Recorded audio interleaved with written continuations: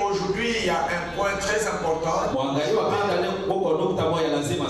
Et je pourrais peut-être intituler cela la gestion de la gloire. Parce que le sous-thème qui nous a été donné est intitulé La gloire arrive. Nous avons vu ce qu'il faut faire quand la gloire est en train d'arriver. Il faut savoir se préparer. Et nous avons dit comment il faut se préparer. Et quand la gloire arrive, qu'est-ce qu'elle fait dans nos vies? Nous l'avons vu. Et aujourd'hui, nous voulons voir comment gérer la gloire. Et chacun de nous va le retenir. Et nous verrons également ce qui empêche le peuple.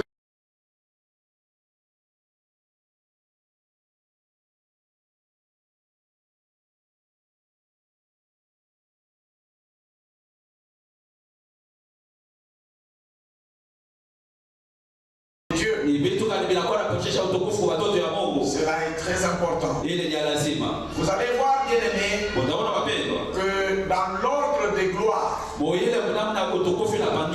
y a chacun a sa gloire. Dieu a sa gloire. Chaque être a sa gloire. Dieu, comment peut-on définir la gloire de Dieu? La gloire de Dieu, on peut la définir comment? La gloire de l'homme, comment on peut la définir? Je ne parle pas trop de la gloire de Dieu. Je suis en train de parler de la gloire de l'homme, mais en touchant à la gloire de Dieu. La gloire de Dieu, je peux la définir comme le rayonnement qui se dégage de sa personne. L'éclat insoutenable de toutes ses perfections. Voilà comment on peut définir la gloire de Dieu. Elle se manifeste de plusieurs manières, à travers plusieurs choses. Nous allons le voir. Alors, ces rayonnements-là, lorsque nous sommes par exemple chez les Grecs, il est appelé doxa, donc l'éclat. Et chez les Hébreux, il est appelé kabod, le poids. Et tous les deux mis ensemble, la gloire veut dire l'éclat, la gloire veut dire le poids, la gloire veut dire l'honneur, la gloire veut dire la dignité, la gloire veut dire aussi les possessions, ce que tu as. Alors vous trouvez que dans le terme gloire, il y a beaucoup de choses à l'intérieur. Et lorsqu'on parle de la gloire de Dieu, ce rayonnement-là qui est insoutenable, il est parfois comparé à un feu dévorant. Cet éclat de Dieu, ça éblouit même. Ça aveugle. Souvenez-vous de Saul de Tarse.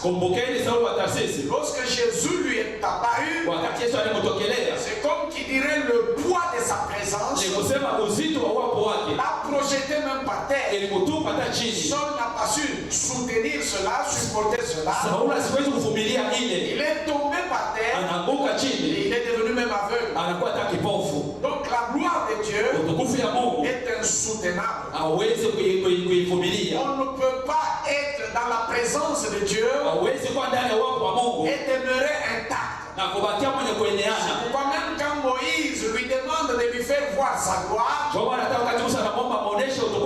lui dit personne ne peut voir ma gloire, ne peut me voir et vivre. C'est-à-dire ça peut même amener quelqu'un à la mort. Mais nous allons voir par la suite comment Dieu s'est arrangé pour que cette gloire insoutenable puisse être dans nos vies. Que nous soyons vivants, que nous ne mourions pas. Alors lorsque nous regardons la gloire de Dieu, je venais de dire qu'elle se manifeste à travers plusieurs voies. C'est comme la création.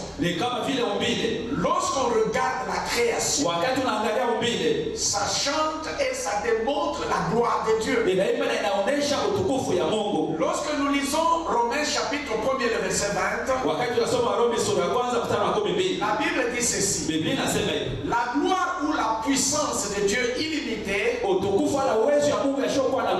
et c'est que Dieu est lui-même. Ces choses sont des réalités qu'on ne voit pas. Mais depuis la création du monde, l'intelligence de l'homme peut les connaître à travers ce que Dieu a fait. Et les humains sont inexcusables sur ce point-là. Ils sont inexcusables à cause de cela. C'est ce que Romains chapitre 1er, le verset 20 dit. Les perfections invisibles de Dieu,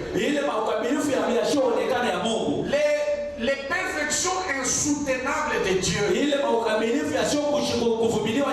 c'est toujours avec éclat que Dieu se présente. C'est toujours avec poids que Dieu se présente. L'homme dans sa nature ne peut pas supporter cela.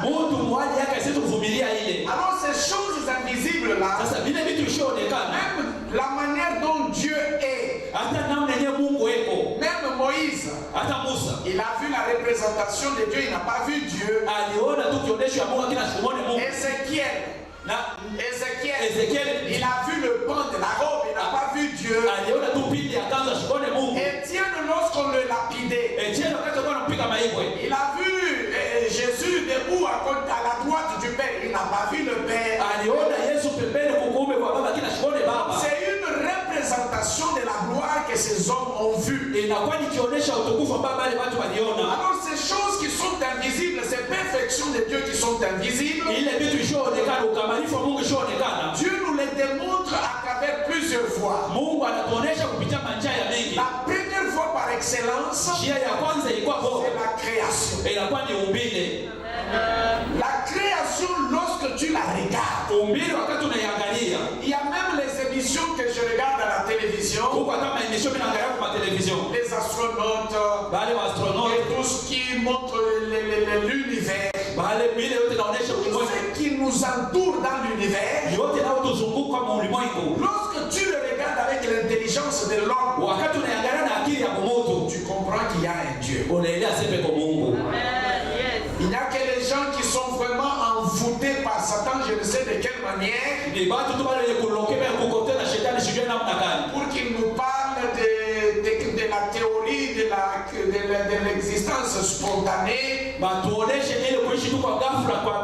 du Big Bang. Il y a eu des planètes qui se sont entrecognées, et la poussière se dispersant a créé des choses. Ça c'est la folie. Parce que avoir la manière dont les choses sont disposées dans la nature, avoir la manière dont les choses sont disposées dans l'univers, ça démontre qu'il y a une grande intelligence qui a disposé chaque chose à sa place. Et ces choses-là démontrent la gloire de ce créateur. Non seulement la création, la gloire de Dieu apparaît aussi à travers ses œuvres. Les actes de Dieu, les choses qu'il fait. Exode chapitre 15, le verset 20 et 21. Il s'agit de la traversée d'Israël de la mer Rouge.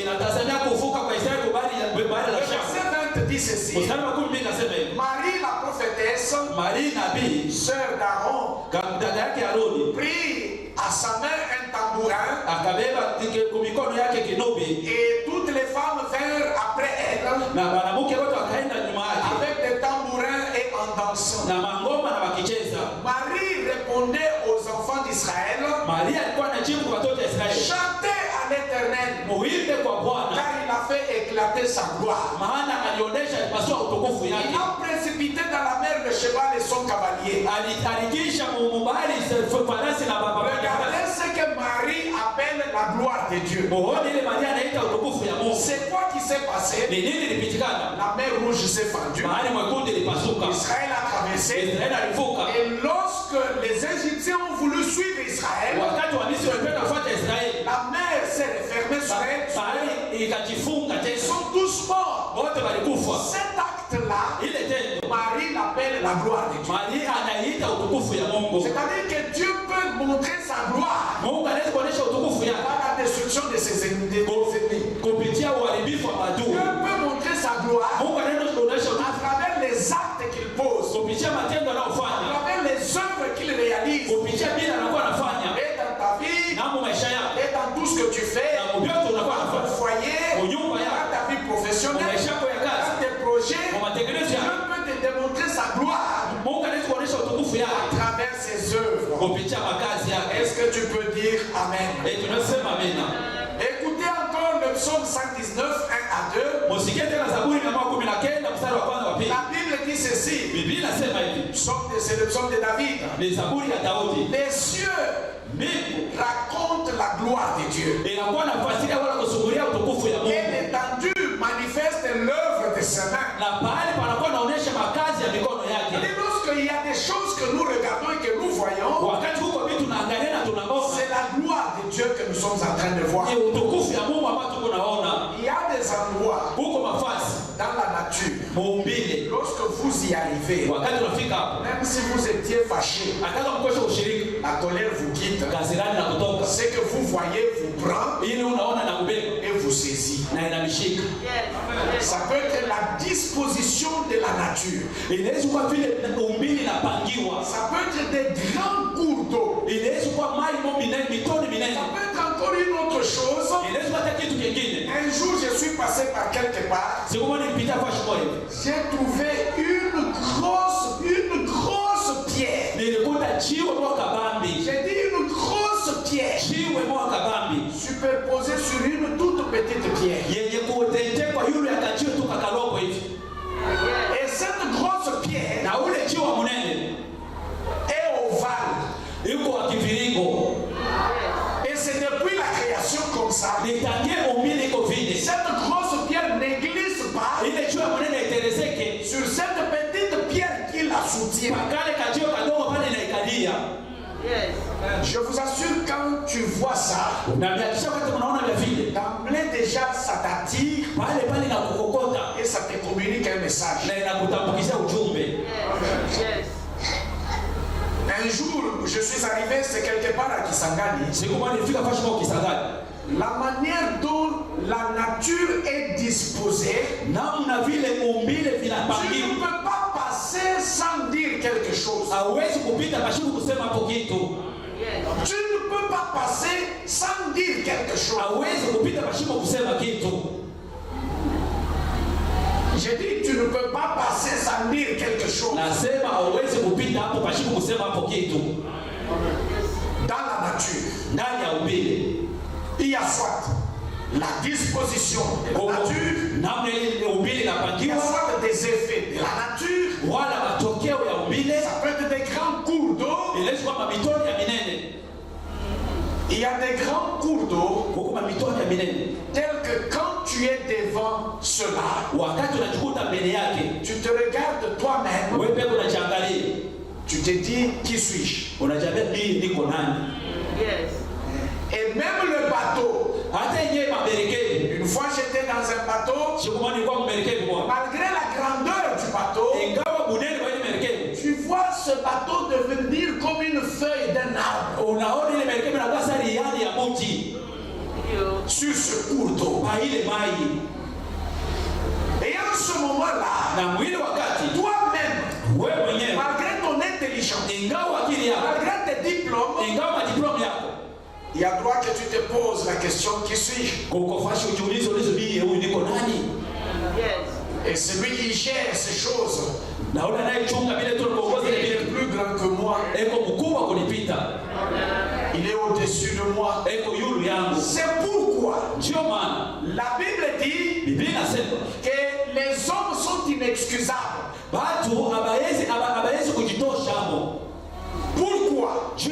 Parce que même celui que l'on n'a pas évangélisé, la nature lui parle de l'existence d'un Dieu.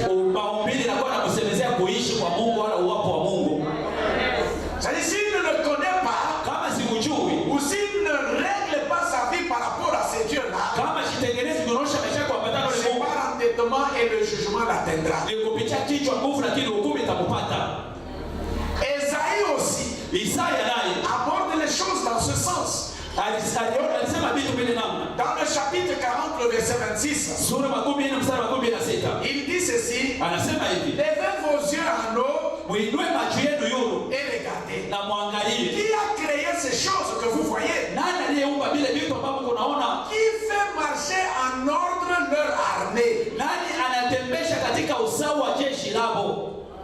L'armée, tu sais, c'est-à-dire le soleil, les étoiles, la lune,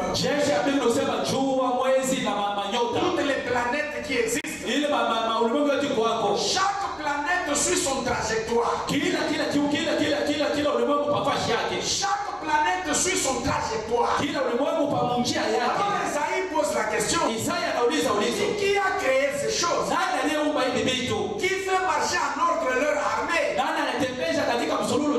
Il les appelle toutes par leur nom. Par son grand pouvoir et par sa force puissante, il n'en est pas une qui fasse défaut. Dieu et ces choses démontrent la gloire de Dieu. La gloire de Dieu, c'est pas des dollars. Non, Dieu ne trouve pas sa gloire dans les dollars. Dieu ne trouve pas sa gloire dans une maison. Ce sont ces choses ici qui démontrent la gloire. La création et ses œuvres. Maintenant, dans la création et dans ses œuvres, il y a un être qui est, on dirait, la voie par excellence de la gloire de Dieu. C'est l'homme. Bien-aimé, je dirais que l'homme, c'est ça la fin de l'intelligence de Dieu. Tu n'as rien compris. Je dirais que l'homme, c'est ça la fin de l'intelligence de Dieu. Je ne suis pas en train de commettre une erreur. C'est parce que tu ne te connais pas. Tu ne te comprends même pas toi-même. C'est pourquoi tu es calme quand je dis des choses comme ça. Dieu, de tout ce qu'il a fait, de tout ce qu'il a fait, il n'y a rien qui soit comparable à l'homme.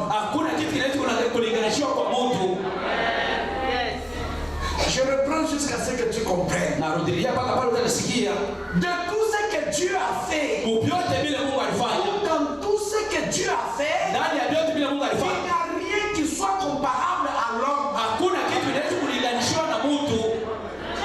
Est-ce que vous savez qu'en Jésus-Christ, l'homme est plus que les anges?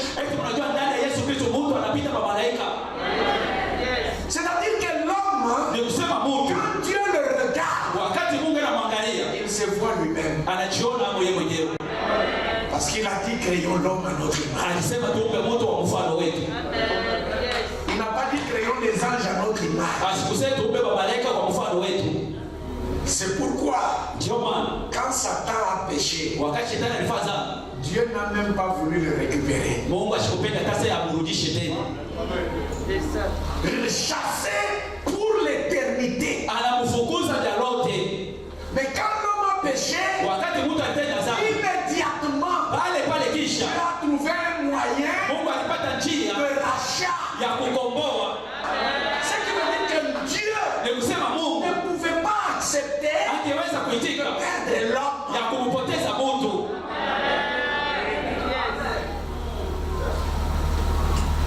Dans tout ce que Dieu a fait, il n'y a rien qui puisse être comparable à l'homme. Est-ce que tu peux lever ta main et dire convenablement merci Seigneur? Le jour où tu te comprendras, il y a des choses que tu ne feras plus. Je te dis frère, il y a des choses que tu vas faire autrement. Il y a même aussi des dimensions que tu vas atteindre, même dans ta marche avec Dieu. Parce que la compréhension permet à l'homme d'avancer. La compréhension permet à l'homme de monter. Même dans ta relation, dans ta communion avec Dieu. Plus tu comprends, plus tu montes. Plus tu comprends, plus tu avances. C'est un principe spirituel. Maintenant écoutez bien aimé. L'homme qui est fait à l'image de Dieu, il a sa gloire lui aussi. Les anges ont leur gloire. Lorsque vous lisez la Bible déjà, vous trouvez qu'il y a des archanges, il y a des chérubins, il y a des séraphins, il y a des anges. Chaque catégorie a sa gloire. Lorsque vous lisez, Lucifer, lorsqu'il était auprès de Dieu, avant qu'il ne soit Satan, il avait aussi sa gloire propre à lui. La Bible dit il marchait sur des pierres étincelantes. C'est-à-dire quand Lucifer marchait, il émettait des éclats de lumière. C'était sa gloire. La Bible dit qu'il était parfait en beauté. C'est que même parmi les anges, les chérubins, les archanges, chaque groupe a sa gloire. L'homme aussi a sa gloire. Sa gloire qui est humaine. La nature a aussi sa gloire. Dans la nature, nous trouvons les bêtes, nous trouvons les arbres et autres choses. Regardez bien aimé. Lorsque vous lisez la Bible, vous allez trouver, on est en train de vanter la gloire des bêtes. C'est comme par exemple l'assurance du lion.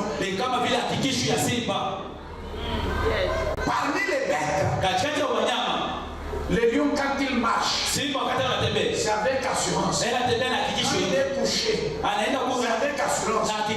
C'est sa gloire. Cette gloire-là n'appartient pas à une gazelle. Cette gloire n'est pas la gloire de l'hippopotame. L'hippopotame aussi est vanté pour sa gloire. Vous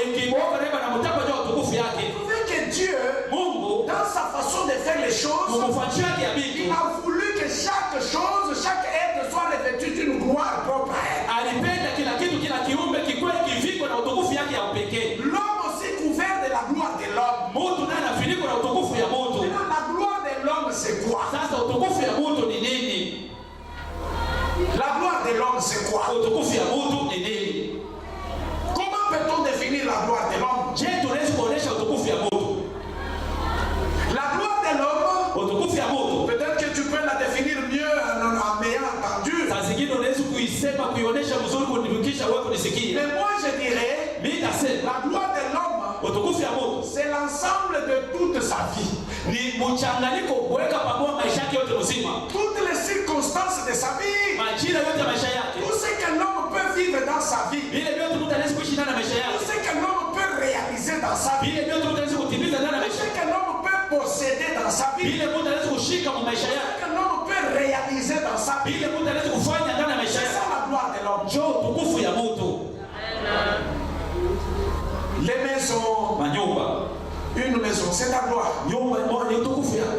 Elle est petite, ni kidogo, tu as peu de gloire. Una utukufu kaka. Elle est grande et ya munene kuna utukufu. Tu as aussi la gloire. C'est une gloire. Ni utukufu.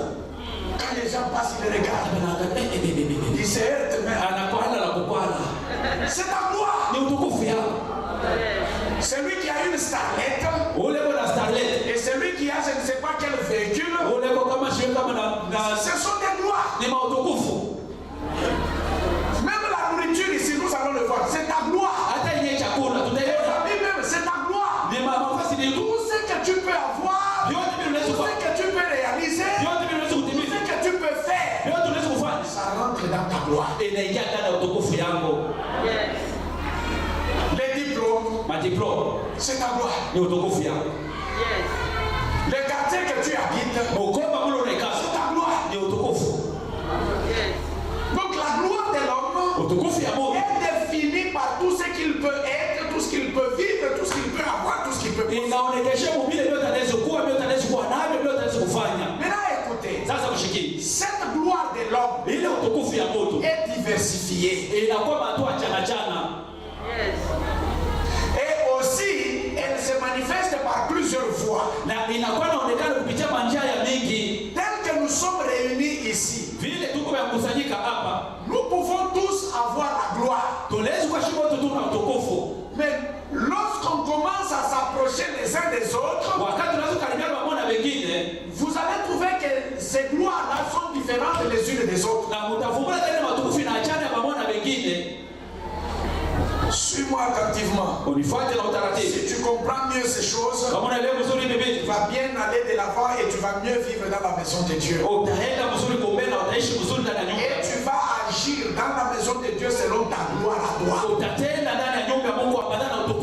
Et c'est alors que Dieu te bénira dans ta gloire à toi. Lisons 1 Corinthiens chapitre 15, le verset 41. C'est par là que je commence mon message. 1 Corinthiens chapitre 15, et le verset 41, nous lisons. La Bible dit ceci. Autre est l'éclat du soleil. C'est-à-dire, autre est la gloire du soleil. Car l'éclat du soleil, c'est ça sa gloire. Autre aussi est l'éclat de la lune. L'éclat de la lune aussi, c'est ça sa gloire. Et autre aussi est l'éclat des étoiles. Et même une étoile diffère en éclat ou en gloire d'une autre étoile. Vous allez voir, si c'est la nuit, sortez, regardez. Vous allez voir, il y a des étoiles. À elle seule, elle brille. Elle étincelle. Et il y a d'autres étoiles, pour les voir, il faut que ça forme ce qu'on appelle la galaxie. Il faut qu'il y ait un groupe pour que leur éclat puisse apparaître. Il y a l'étoile qu'on appelle l'étoile du matin. À elle seule, elle est visible. Chaque étoile a son éclat. Chaque étoile a sa gloire. Il en est de même dans la vie et dans la maison de Dieu. Tu as ta gloire qui est différente de la mienne. J'ai ma gloire différente de la tienne. Alors lorsque nous nous rencontrons et que je veux comparer ma gloire à la tienne, je suis fou. Donc il y a quelque chose que je ne comprends pas. Même si nous sommes des jumeaux, chacun a sa gloire. C'est pourquoi, déjà dès que je commence ici, il y a des choses qui doivent tomber dans ta tête. Il y a des choses qui doivent tomber dans ta façon de faire les choses. Pourquoi tu veux toujours te comparer des autres. Juu ya nini unapenda kujilinganisha kwa utukufu ya wengine? Pourquoi? Juu ya nini? Pourquoi tu veux te définir dans la gloire des autres? Je, unapenda kujilinganisha kupitia utukufu ya wengine? Pourquoi tu veux te sentir à l'aise dans la gloire des autres? Juu ya nini unapenda kujisikia mustare mu utukufu ya watu? Sens-toi à l'aise dans ta gloire. Ujisikie mustare ndani ya utukufu yako.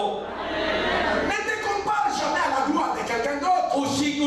Ujitamania utukufu ya mtu mwingine. Écoutez bien aimé. Usikie wapendwa. Moi j'ai déjà compris cette notion. Bisha kuelewa hii mambo. Même en matière d'église. Hata mu mambo ya makanisa. Je n'envie jamais une église. Je n'envie Shitamainia kamwe kanisa ingine. Je suis tout content. Na kwa na furaha yote. Pleinement content. Na furaha na utele. De l'église et de l'assemblée que Dieu m'a donné à diriger. Kanisa ile makutano Mungu alinipa kuongoza. C'est pourquoi je me donne à fond pour ce peuple-là. Je transpire pour ce peuple-là. Je prie pour ce peuple-là. Un jour, je leur ai dit ceci. Ici, chez nous, nous n'allons pas nous battre pour les gros poissons. Non, nous n'allons pas nous battre pour les gros poissons. L'onction que Dieu a mise sur moi fera de vous des gros poissons. L'onction que Dieu a mise sur moi fera des petits poissons devenir gros poissons. Et Dieu m'est témoin. Il est en train de le réaliser. Il est en train de le réaliser. Dieu m'est témoin. Je ne sais pas si parmi nous quelqu'un peut lever son doigt et le dire. Je n'ai jamais pris la dîme d'un chrétien d'une autre église. Ça, je vous le déclare. Si parmi nous il y a quelqu'un qui m'est déjà apporté sa dîme, qui lève sa main. Il y a parfois les gens d'autres églises qui ne sont pas poussés par quel esprit. Parfois par leurs amis. Ils viennent vouloir déposer la dîme chez moi. Je leur ai toujours dit, je ne prends pas la dîme de quelqu'un qui n'est pas de mon assemblée. Va payer la dîme chez ton pasteur. Mais prier, je vais prier pour toi. Ce sont des choses que je fais toujours. Vous savez pourquoi? Je veux être juste devant Dieu pour que la prière et les supplications que je fais pour le peuple sur qui Dieu m'a établi, Dieu exauce et qu'il agisse. Je vous assure, Dieu est en train de le faire. Pendant que j'y suis, vous savez, c'est malheureux pour toi qui es serviteur, qui est servante, et tu es en train de recevoir les dîmes des gens dans l'église et tu manges.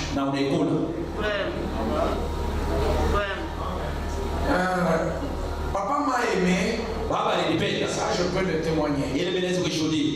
Vous savez, l'une des raisons, je suis droit. Là où il faut dire non, je dis non même en riant. Quand je ne dois pas aller à gauche, je dis non. Quand quelque chose n'est pas droit, je le dis tout haut. Et papa savait que si je dis A, c'est A qui est dans moi. Et en matière d'argent, il savait que j'étais fidèle. Plusieurs fois j'ai prêché pour l'offrande spéciale à la construction. Les gens sont venus déposer l'argent dans mon bureau. Et il a eu jusqu'au dernier centime. J'ai dressé la liste. Numéro de téléphone à l'appui. Et mon temps à côté. S'il était déjà parti, l'argent va rester dans mon bureau. Et il va trouver ça. Amen. Amen. Bien aimé, ta gloire à toi, c'est ta gloire. C'est à ce niveau, lorsque tu comprends les choses, lorsque tu les comprends, tu fais les choses différemment. Tu vis unaishi namna nyingine, et tu fais les choses différemment. unafanya vitu kwa tofauti. L'esprit me convainc encore que je rentre là-dessus. Roho inanihakikisha nirudie tena pale. Écoutez bien aimé, Msikii wapendwa, retenez-le. muikamate. Lorsque tu viens déposer ta dîme, Wakati unakuwa kuleta chekumi yako, par exemple chez Papa Henri, kwa mfano kwa papa Ali, tu déposes ta dîme, unapeleka chekumi yako, Papa Henri ne prie pas pour toi. papa Ali asikuombee. Cela ne veut pas dire que tu n'es pas béni. Ile ina kusema ubarikiwe. Parce que c'est pas lui qui te bénit par rapport à la dîme. Haina yeye anayekubariki kuambatana na chekumi. C'est Dieu qui te bénit. Ni Mungu anayekubariki. Et cette dîme-là, Na ile chekumi tu ne la payes pas auilipe à un homme. kwa mtu, C'est à Dieu que tu payes. ni kwa Mungu unalipa. Je peux vous donner encore plusieurs exemples. Na hizo tumecha tena mifano ya Biblia. Je vous ai dit avant-hier Niliambia juzi que sur base de l'action qu'on avait posée pour la fondation de la construction, kupitia tendo hili tulifanyaka juu ya msingi ya majengo. j'ai vu plusieurs frères Nilibeba madugu wa et j'ai vu niliona madugu wa mingi. plusieurs frères Madugu wa mingi être engagés dans des mining à Kolwezi. banabebeba mamaini kukolwezi. Qu'est-ce que j'ai fait? Ni nini nilifanya? Je les ai recommandés à la bonne semence Kolwezi chez le pasteur Bobo. Nilibatuma kwa semence ya kolwezi kwa pasteur Bobo. Et regardez bien aimé, Sasa mwangalie wapi? lorsque la personne est là Wakati mtu yuko kule, et sa famille est ici, jamaa yake iko huko, il va, anaenda il travaille, anatumika, en week-end il rentre, weekend anarudi. il est à l'église le dimanche, Eko kanisa il siku ya va, il travaille, anaenda anatumika, en week-end il rentre, weekend il anarudi. est à l'église le Eko dimanche. kanisa siku ya Jumapili. Je continue à percevoir sa dîme. Naendelea kupeleka kupokea chekumi. Mais dès qu'il prend sa famille, Wakati anabeba chekumi, il va s'installer à Kolwezi. anaenda kuikalia kolwezi. Je prends soin de lui dire, Namwambia désormais, kuanzia kwa sasa paye ta dîme chez le pasteur Bobo. lipa chekumi yako kwa pasteur Bobo. C'est ça que je fais. Njoo ile ndio nafanya. Amen. Un couple est allé, Joshua ilienda. et c'était en milieu du mois. Ilikuwa iko katikati ya mwezi. À la fin du mois, il m'appelle. Mwisho wa mwezi ananiita. Eh, papa, on fait comment? Baba tufanye je? Je vous envoie la dîme par Airtel Na Money. nitumie chekumi mwezi tellement. J'ai dit non. Asa hapana. Allez payer votre dîme chez le pasteur Bobo. Ukalipe chekumi yenu kwa pasteur Bobo. Non, papa, comment vous faites? J'ai dit oui. Ndio. Maintenant, là, je vous ai déjà transféré. Hapa bisha kumetuma kule. Payez votre dîme là-bas. Ulipe chekumi yenu Et kule. qu'est-ce que j'ai vu? Ni nini milioni? Dieu est fidèle. Mungu ni mwaminifu. Une fois qu'il y a un chrétien, Wakati uko Mkristo mmoja, soit qui cesse de payer sa dîme, unaacha kulipa chekumi. je dis bien automatiquement, Pale kwa ghafla, il est remplacé par quelqu'un d'autre. mtu mwingine anakuwa kubeba fashi yake. Une fois qu'il y a un couple Wakati kuko Joshua qui est transféré, ambaye inatumiwa qui quitte le Lubumbashi, qui va ailleurs, inatoka Lubumbashi na fashi. je vous dis sincèrement, Na automatiquement, niambia waziwazi pale si pas automatiquement, kama itafanyika pale. quelques mois qui suivent, Yezi kidogo il y a inafanya. quelqu'un d'autre qui vient les remplacer. Kuko mtu mwingine anakuwa kubeba fashi yake. Dieu est fidèle. Mungu ni mwaminifu. Lorsque nous comprenons ces choses, Wakati unaelewa vitu, nous agissons différemment tunatenda namna nyingine et nous faisons différemment les choses. na tunafanya namna nyingine vitu. Dis à celui qui est à ta gauche, à ta droite, Tabia ule kushoto kwa kumi kwa. paye ta dîme ici. Lipa chekumi yako hapa. Amen. Il y en a qui ont déjà des prophètes. Huko bado maisha kujibebea roho profeti. Il va payer sa dîme à la montagne. Anaenda kulipia chekumi yako mlima. Il va payer sa dîme à Djangwa. Anaenda kulipia chekumi yake mjangwa. Il va payer sa dîme à l'entrée de la ville, là au niveau de Detiner. Anaenda kulipa chekumi yake pale kwa entrée de la ville patiner pale. Aide-moi à poser la question. Usaidie kuuliza ulizo. Toi, la tienne, tu la payes.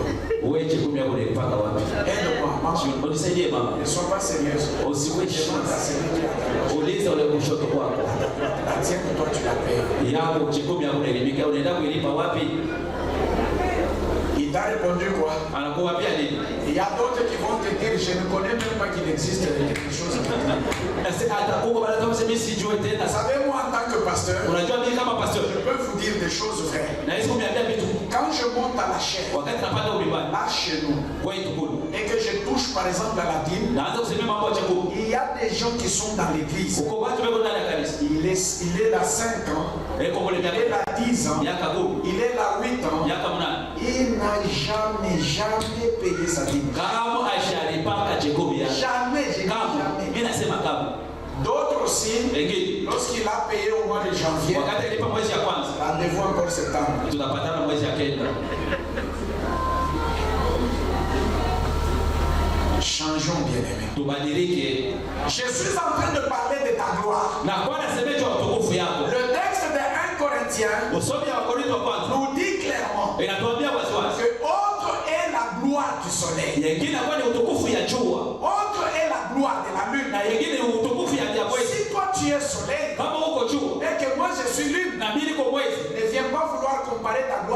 mienne. Uchukue kupimana utukufu yako yangu. Parce que ma gloire, Ndio utukufu yako. c'est dans la gloire de la lune. Inakuwa ni utukufu ya mwezi. Parce que même concernant les églises, comme je le disais, Tena yote asemea makanisa ilikuwa nasema.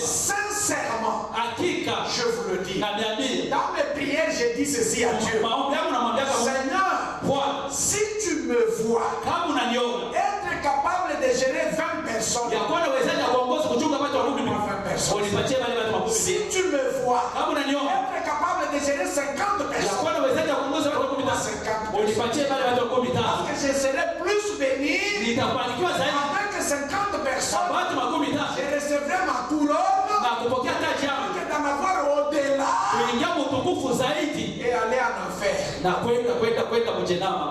Parce que ceux qui ont conduit Moïse à se perdre, c'est le peuple. Bali walimsukuma Musa potee ni taifa. Yes. S'il en avait 15, je pense qu'il aurait moins de problèmes. Kama angekuwa na 15 angekuwa na mambo kidogo. J'ai dit à Dieu, Namwambia si tu me vois être capable kama unaniona de uwezaji gérer 500 personnes, ya kuongoza watu 100, donne-moi 500 personnes. unipatie viatu matano. Mais malgré que j'ai fait cette prière à Dieu de cette façon, Ingali naomba ile maombi kwa Mungu vile. les effectifs de notre assemblée ne font qu'augmenter. Wingi ya makutano yetu panaongezeka. Des fois, quand nous sommes tous ensemble dans un seul culte, Kama tuko shikote kuibada moja, nous sommes au-delà des 1000. tuko yule ya mimi. Je sais qu'on n'a encore rien fait. Najua tuyafanya kitu. On se bat pour aller de l'avant. Tungana kipiga Mais tu. sache-le Uijue que la gloire du soleil utukufu ya jua est différente de la gloire de la lune. inachana inakuwa tofauti na La utukufu ya gloire jua. d'une étoile Utukufu ya moja ya est nyota différente de la gloire du soleil. inakuwa tofauti na utukufu ya jua. La gloire d'une étoile Utukufu ya est nyota différente de la gloire de la lune. inachana na utukufu ya mwezi. Et même les étoiles entre elles Hata manyota wenyewe n'ont pas le même éclat. haina na kuangana Elles kumoja, n'ont pas la même gloire. haina na utukufu moja. Si tel que nous sommes ici, Kama hivi tuko hapa, nous sommes les étoiles. tuko manyota. Et alors, Sasa que chacun se contente de sa gloire. kila mtu afurahikiwe na utukufu yake, Que chacun lutte. kila mtu ashindane, Chacun demande à Dieu kila mtu aombe kwa ce Mungu qui manque dans sa gloire. ili nakosa utukufu Pour yake, que ta gloire soit complète. ili utukufu yake iendeane. Que le soleil Jua demande ce qui manque dans sa gloire. aombe ili nakosa na Pour utukufu que sa yake, gloire soit complète. utukufu yake Que kwa la lune mwezi demande ce qui manque dans sa gloire. iombe ili nakosa Que sa gloire soit na complète. utukufu yake pate kuendeana. Qu'une étoile Yote moja demande ce qui manque dans sa gloire. iombe ili nakosa Et que utukufu sa gloire soit complète. ili utukufu yake iendeane. Ce n'est pas par comparaison Haina kwa kupimana que nous allons demander les gloires. ndio tutaomba matukufu. Non, bien-aimé. Hapana wapendwa, Ne te complexe pas usijione wa chini devant la gloire de quelqu'un d'autre. mbele ya utukufu ya mtu mwingine.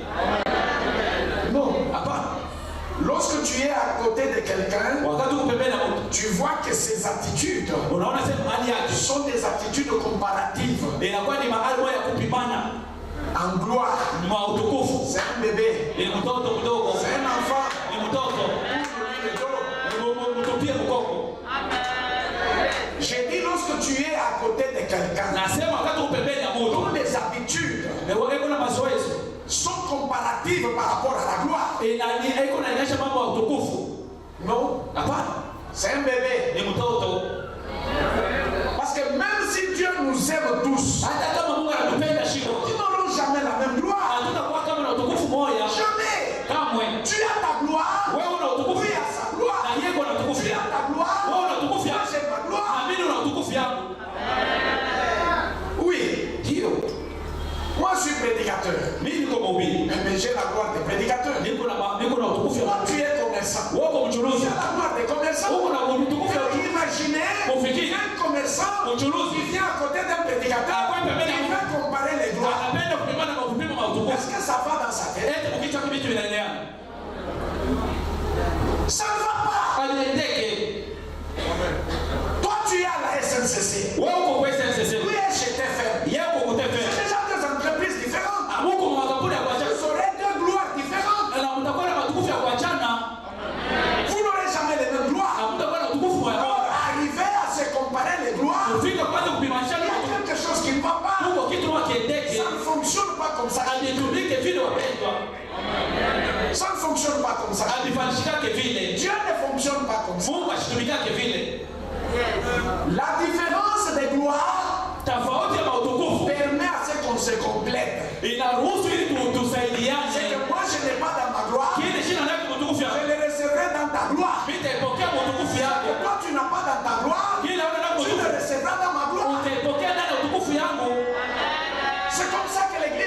fonctionner. Njoo vile kanisa inapaswa kutumika. Amen. C'est comme ça que l'église doit fonctionner. Njoo vile kanisa inapaswa kutumika. Lorsque nous lisons la Bible, Wakati tunasoma Biblia, regardez, mwangalie. prenons un homme comme Joseph. Tubebe mtu kama Yusufu. Lisons dans Genèse 45, le verset 13. Mwanzo wa 15 mstari wa 13.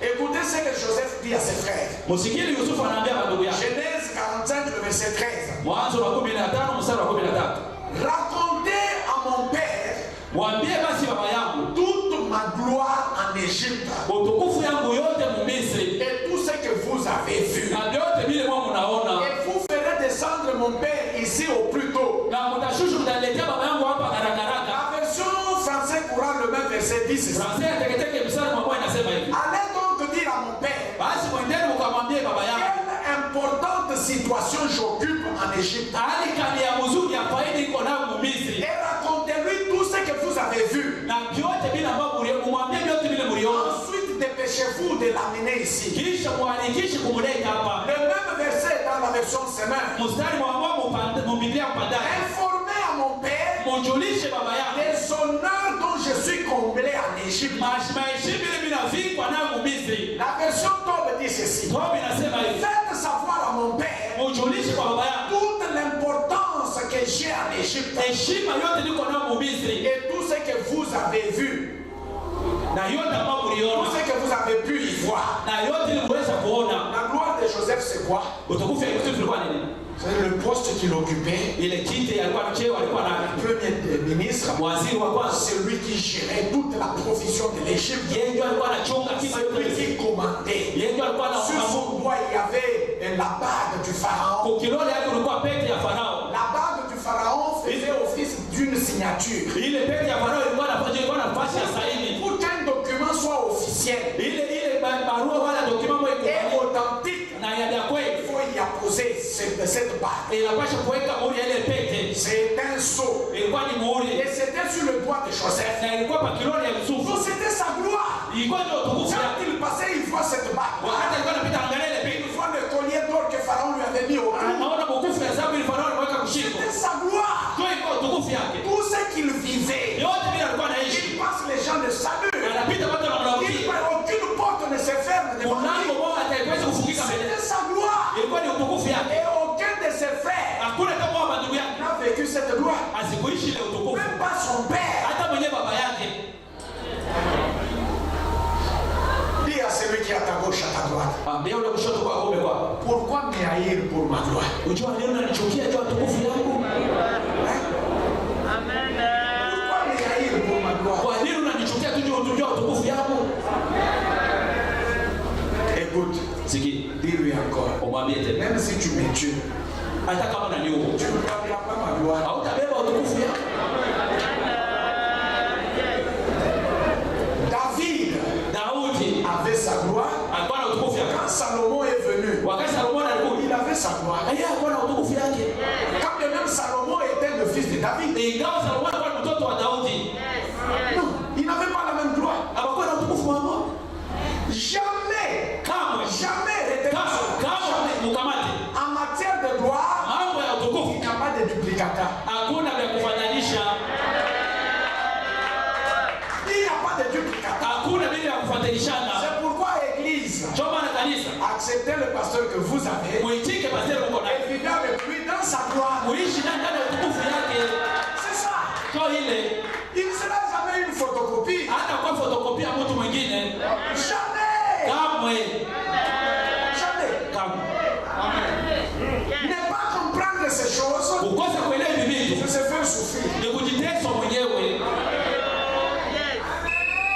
Même tes enfants à toi. Hata wenyewe watoto yako wewe, Vous savez, il y a des papas unajua kuko baba dont les enfants ressemblent comme si on les avait taillés à la lame de rasoir. watoto wanafanana sasa bali wachomora na wembe, Ou les mamans wala mama dont les filles les ressemblent vraiment. babiti wanafanana. Et même si vous vous ressemblez, Hata kama mnafanana, toi-même tu auras ta gloire. wewe mama utakuwa na Toi auras sa gloire. mtoto atakuwa na utukufu yake. C'est ça la réalité. Njoo yenyewe vitu vile viko. C'est pourquoi dans la vie, Ndio maana ndani ya maisha c'est un principe et retenez-le. ni kanuni na kuikamata. Ne bâtis jamais ta gloire Usichenge kama utukufu yako sur la cendre de la gloire de quelqu'un d'autre. kwa majivu ya utukufu ya mtu mwingine.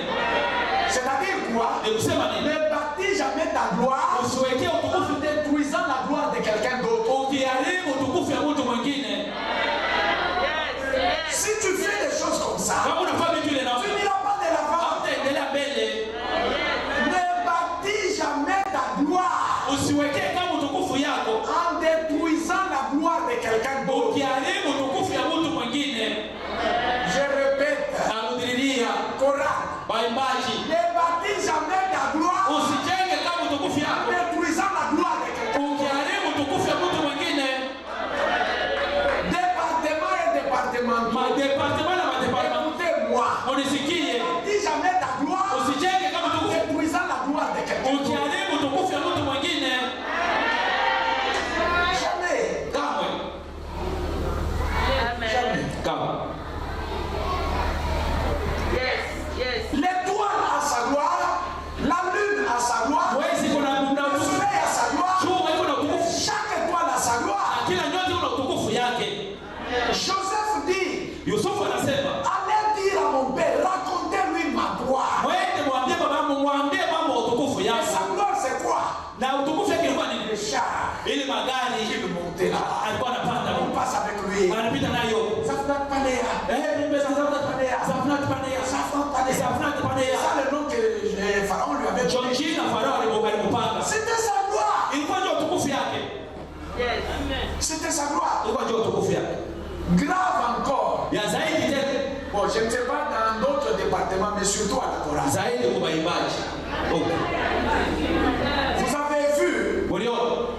Asaph à un certain moment, Asafu wakati mmoja. notre groupe Asaph, Kundi yetu ya Asafu. il y a un frère Huko ndugu mmoja qui était venu, alikuja. on lui a donné d'être conducteur de groupe Asaph. Balimweka kwa kiongozi wa kundi ya Asafu. Ce frère était vraiment meilleur. Ule ndugu alikuwa anabiua. Au CT, il jouait. Kusaidia alikuwa anapiga. Au canon, il était meilleur. Kwa kano pia alikuwa wa nguvu. Chez les Asaph, il était meilleur. Kwa Asafu pia alikuwa wa Mais nguvu. à peine arrivé, Angati tunafikia. il voulait bousculer Alipenda usukufu. le président du département, Président wa departement. le président du groupe Asaph, Wala président pour que lui soit président. ili yeye akuwe président. Il a commencé à intoxiquer Anaanza kuchochea chochea. les mamans là des Asaph. Mama wote wa Asafu. Et Asaph était divisé. Asafu na kabulani. Les uns étaient pour lui, Hapa mmoja et les yuko autres ngao yake. étaient pour le président. Ale anabakia kungambo wa président. J'ai commencé à voir Naanza kwa que le groupe Asaph a commencé à baisser de l'échelle. kundi ya Asafu inaanza kwenda chini. J'ai appelé le président. Naita président. Dis-moi, qu'est-ce qui ne va pas sur Uniambie ni nini haiendeke? Il dit, papa, il y a un problème. Baba kuko mama. Le frère ici, Ondo il est venu avec des problèmes. anakuwa na mamambo.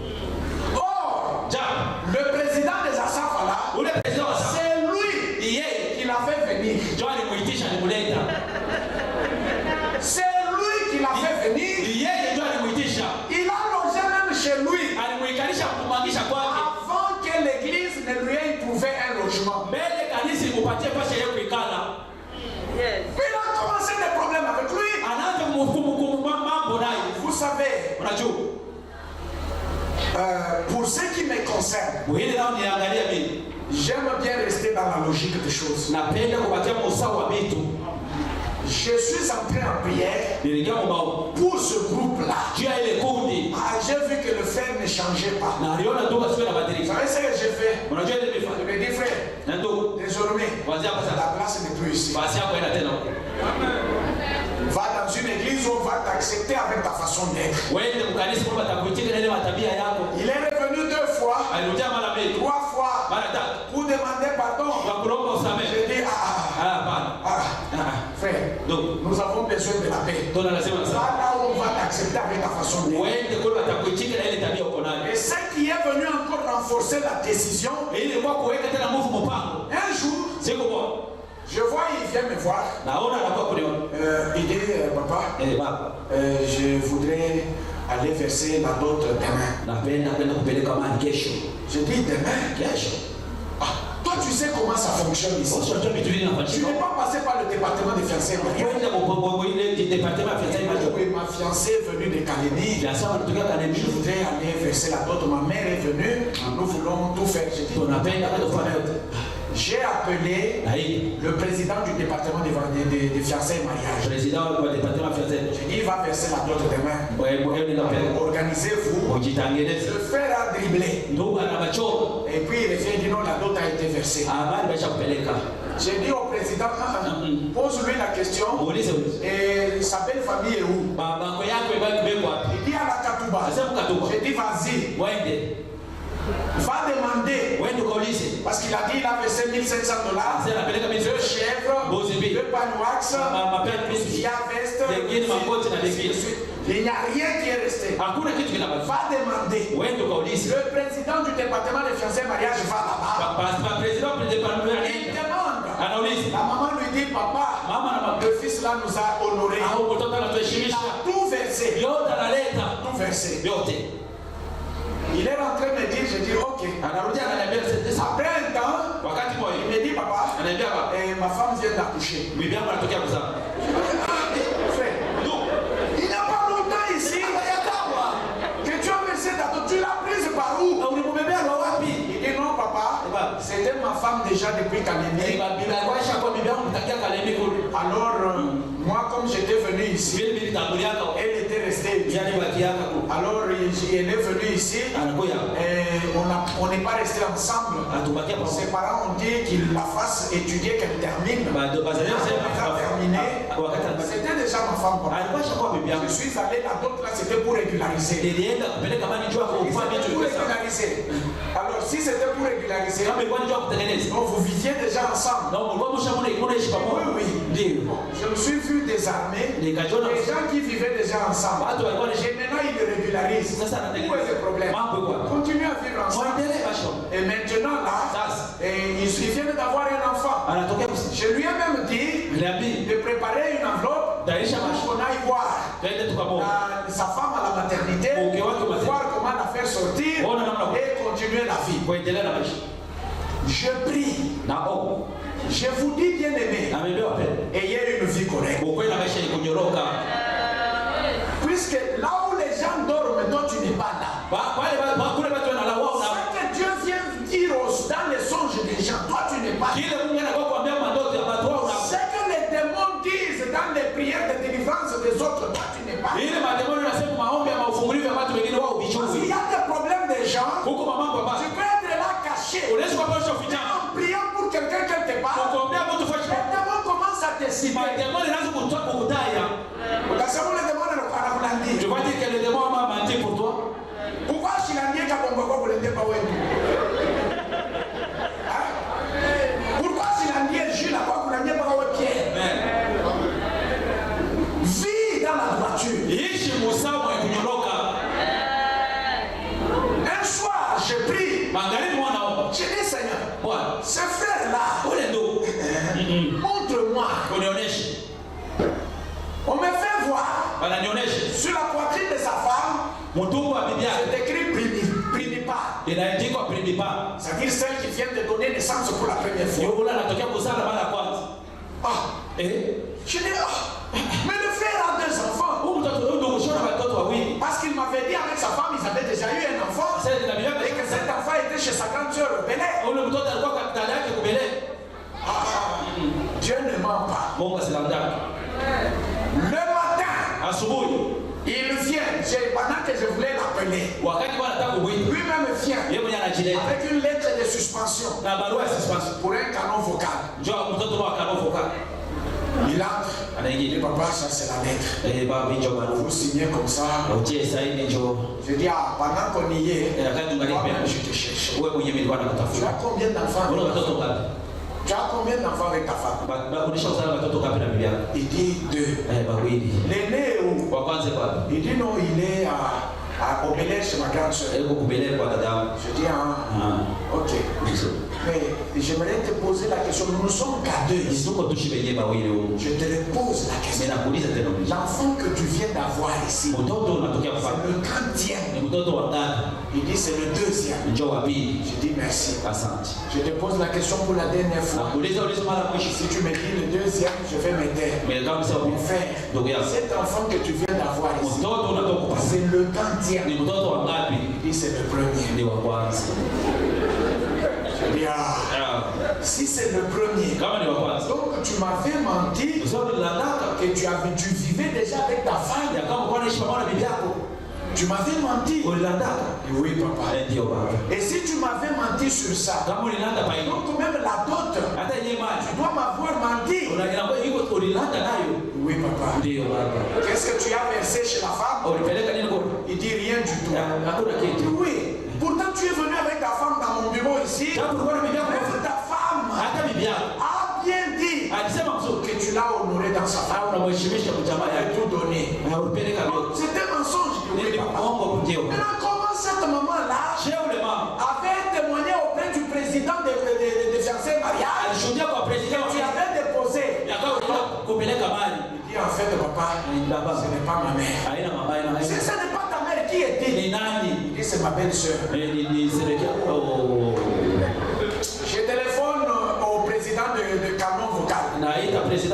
Comme chez lui, ce n'est pas loin de l'église. Il arrive. Je dis, papa, montons dans la voiture. Montons. Ta femme a accouché où? Dans la maternité, au niveau de la prison Kassa. Vous arrivez à la prison. Vous dépassez même la prison. Je le maître. Cette maternité là, tu l'as découverte comment? Donc vous voyez, il a amené sa femme à coucher là-bas. La vérité n'arrive pas à Météo. J'ai dit monter. Moi, dans ma façon d'être, j'aime aller avec la chose jusqu'au bout.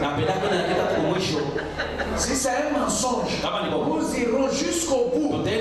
C'est que tu dises oui, c'était le mensonge. Nous arrivons à la maternité, sa femme arrive, elle nous reçoit. Mais merci papa d'être venu me voir. Maman, monte dans la voiture. Celui-ci c'est qui? Il dit c'est mon mari. Vous avez combien d'enfants? Il dit 2. Je dis oh, tu es comme Saphira. Ananias c'est déjà mort. À cause de ce mensonge. Dis-moi, vous avez combien d'enfants? Le papa mène chez nous. Ton mari a déjà dit, dis-moi, vous avez combien d'enfants? Un seul enfant. Pourquoi vous avez menti? Donc il t'a engrossé. Dis frère, pendant que tu étais président des Asaf, président des Canons, tu es en train de faire l'impudicité là.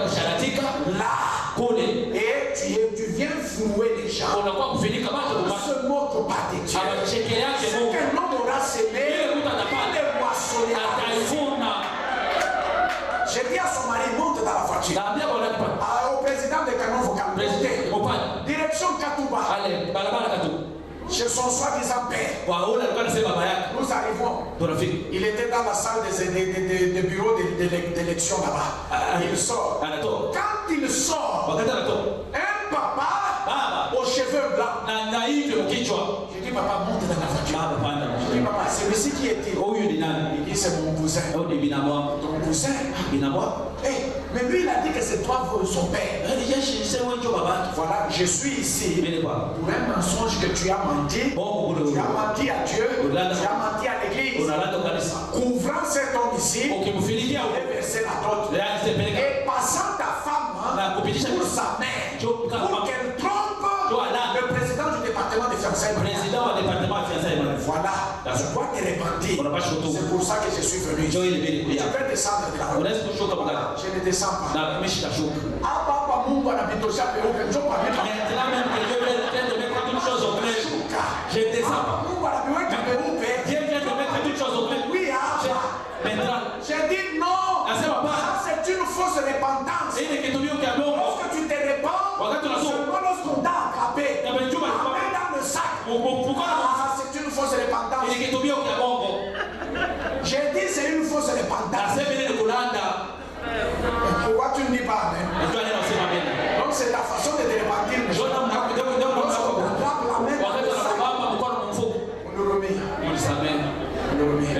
Tu vas même marcher. Ça c'est une fausse repentance. Le Saint-Esprit doit travailler dans ton cœur. Tu te repentes, tout est attrapé. Comme il a insisté, alors j'ai dit ça va, qu'est-ce qu'il y a? Écoutez, il dit celui-ci, c'est mon cousin. Quand il a engrossé la fille, il y avait risque qu'on le jette à la casse à bas. Parce que cette fille est mineure. Comme il n'a personne ici, il n'a personne qui peut payer même $50 pour le libérer de la prison. C'est pourquoi j'ai endossé ce mensonge. Je vais mentir à ma femme. Je vais mentir à mes enfants. Que Dieu me pardonne et que l'Église me pardonne. C'est alors que lui maintenant, il va vouloir aussi demander pardon à son cousin. Il dit pas dans mon véhicule, descendez. Vous étiez en train de comploter, vous étiez à deux. Vous demandez pardon. l'église, il y a des gens qui sont comme des sous-marins. Ils savent bien dribbler.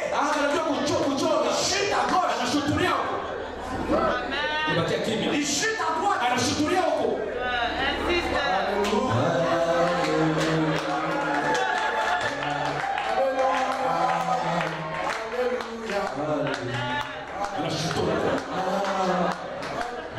Vous voyez seulement les choses se renverser à gauche à droite.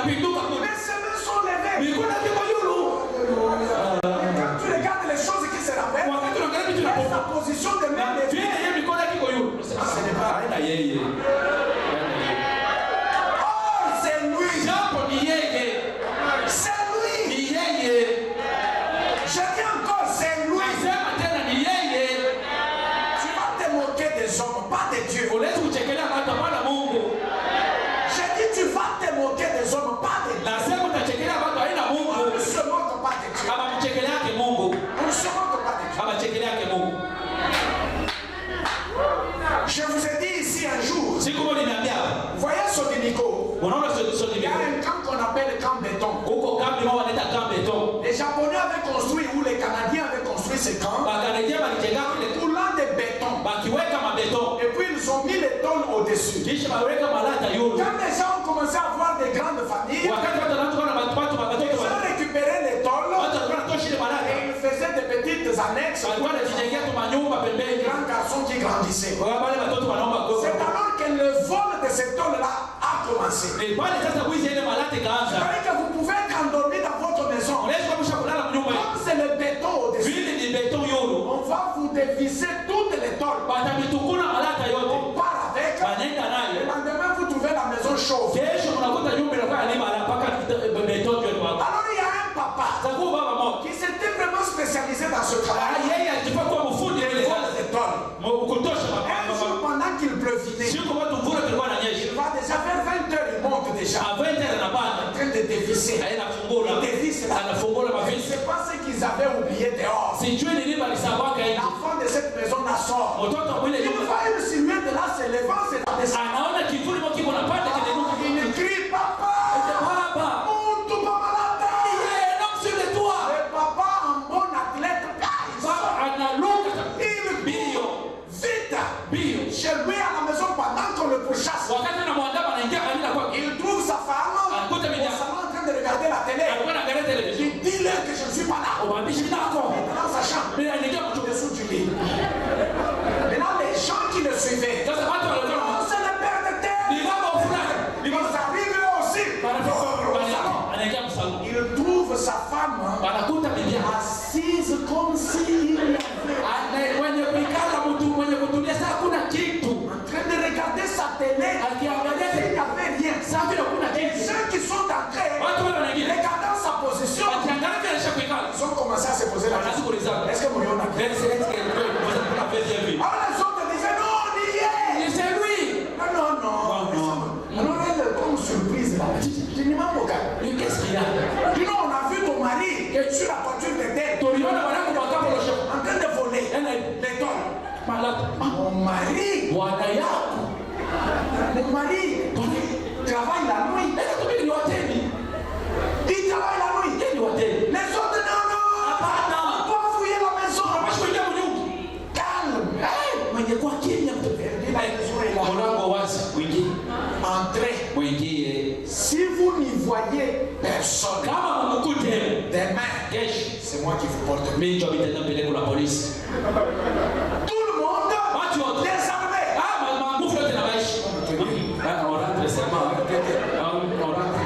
Les gens sont sortis. Ils sont partis. Une heure après, c'est alors qu'il est sorti. Ils sont partis. Qu'est-ce que tu as fait? Écoutez ce qu'il dit en Swahili. Il est en Batambala. Donc un papa, il est allé marcher à 4 pattes sur la voiture d'autrui. Vous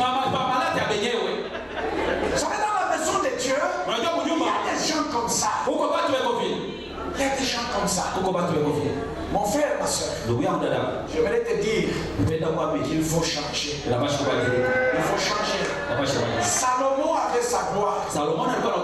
Et écoutez la gloire de Salomon avant qu'on chute. Luc chapitre 12 et le verset 27. C'est Jésus qui parle. Il dit observez les lits des champs. Il ne cille ni ne tisse.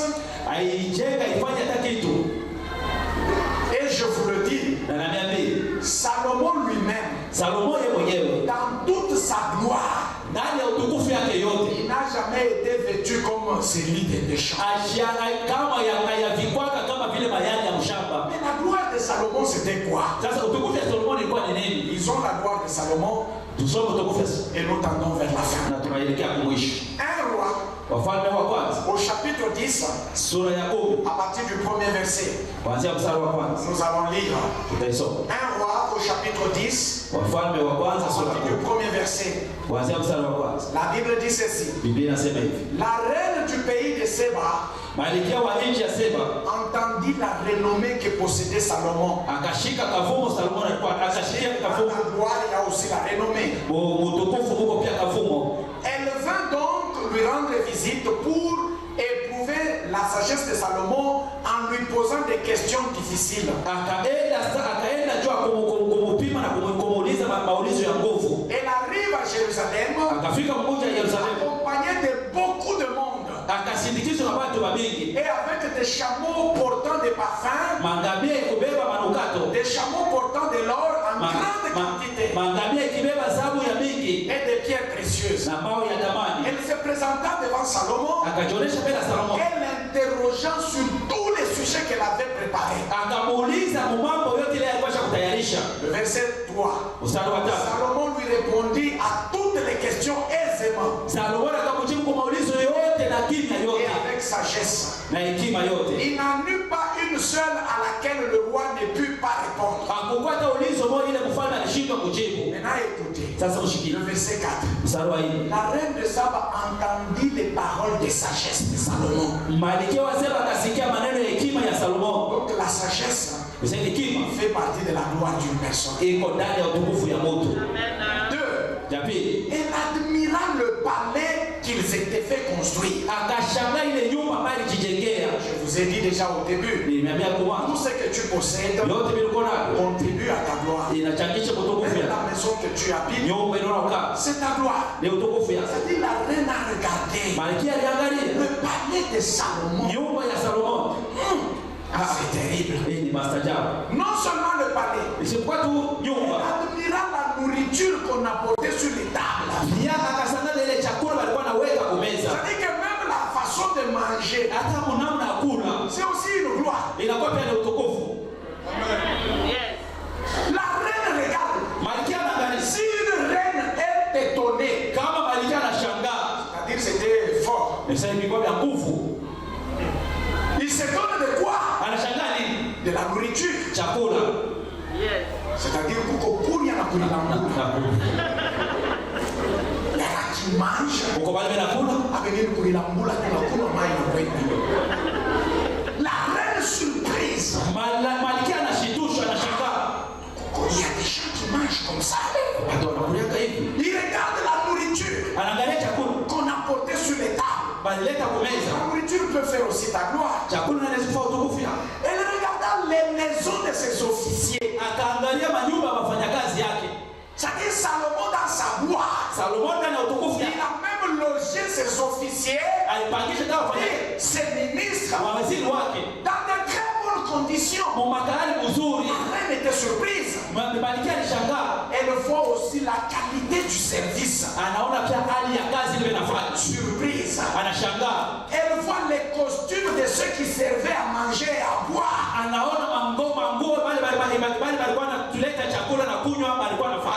Vous savez, à ce niveau ici, il y a quelque chose que l'on peut dire, n'est-ce pas? Vous savez, le peuple de Dieu, écoutez-moi, toi qui aimes, elle est bonne, elle est domestique, elle est jardinier, tu es glorieux, tu es glorieux,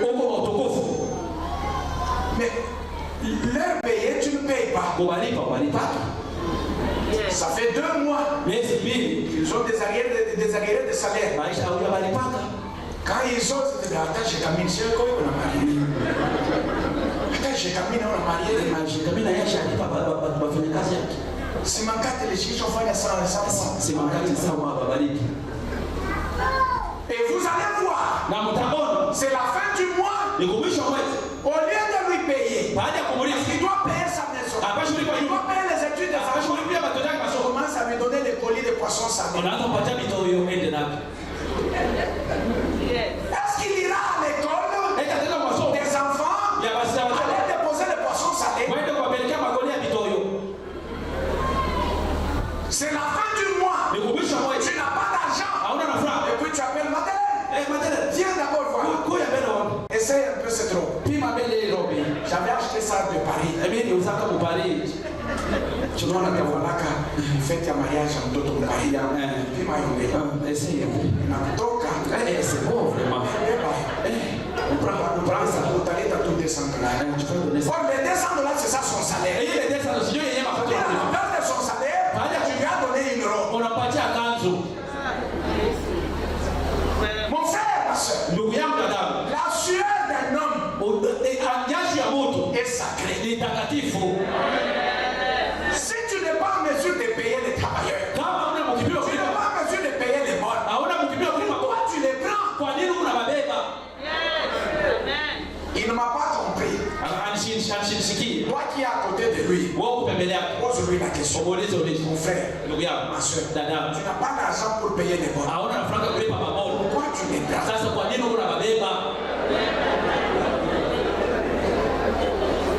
Tu l'as pris aujourd'hui. Un mois passe. 2 mois passe. Tu ne lui as pas payé. Et puis tu les chasses. Tu prends un autre. 2 mois, 3 mois. Tu ne lui as pas payé. Tu les chasses. Vous vous êtes convenus. Tu vas commencer à lui payer $200. Aujourd'hui là c'est $50 qu'il touche. Tu viens encore on a besoin de ça. Avec l'histoire de Covid-19, c'est compliqué. Tu lui avais dit, il va toucher $150. Aujourd'hui là, c'est combien que tu lui donnes? Et quand tu arrives ici, tu pries. Demande que les portes s'ouvrent. Non, mon frère. Non, ma soeur. Est-ce qu'il y a des promoteurs des écoles ici? S'il y en a, écoute-moi. Les élèves payent. Mais les enseignants, tu ne payes pas. Un frère de notre église m'a dit ceci. Il dit, papa, notre promoteur est un sorcier. J'ai dit comment? Il dit, quand le 30 arrive, il sait qu'il ne va pas payer. Les enseignants sont là furieux. Ils font l'attendre. Et il va arriver à 19h. Et puis vous savez avec quoi? Avec des plateaux. De nourriture. Il vient. On commence à descendre. Il dit dès que les enseignants mangent de cette nourriture, personne ne va plus demander le salaire. Chacun rentre chez lui avec joie. Mais Salomon, la reine, lorsqu'elle était chez lui, elle a regardé même les costumes. Elle portait ses bonnes. Ses domestiques. Ses chansons. C'est pas les tiens. La reine était comme la tête d'un pigeon. Et regarde,